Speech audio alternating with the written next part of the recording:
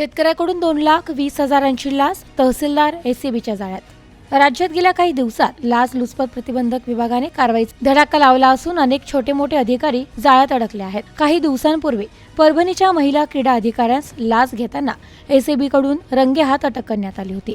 त्यानंतर आता चंद्रपूर जिल्ह्यातील बल्लापूरचे तहसीलदार लाच घेताना जाळ्यात अडकले आहेत। एसीबीने तहसीलदार गायकवाड यांना अटक केली असून यातील दुसरा आरोपी असलेला तलाठी फरार आहे। सध्या एसीबीकडून आरोपी तलाठीचा शोध घेण्यात येत आहे।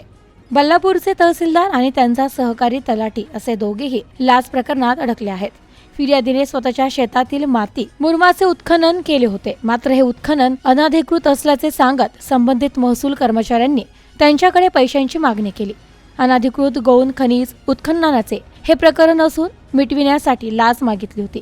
संबंधित महसूल कर्मचारी व अधिकाऱ्यांनी शेतकऱ्यांकडे 2,20,000 रुपयांच्या रकमेची मागणी केली होती। लाच म्हणून ठरलेल्या या रकमेतील 1,20,000 रुपये शेतकऱ्याने त्यांना फक्त देऊ केले होते, तर उर्वरित 1,00,000 रुपये शिल्लक असल्याने लाचखोरांनी सततचा तगादा लावला होता। त्यामुळे वैतागलेल्या शेतकऱ्याने या लाचखोरीची एसीबीकडे तक्रार केली। त्यानंतर एसीबीच्या पथकाने सापळा रचून महसूल अधिकाऱ्यांना रंगेहात अटक केली आहे। या प्रकरणी एसीबीकडून पुढील कारवाई सुरू आहे।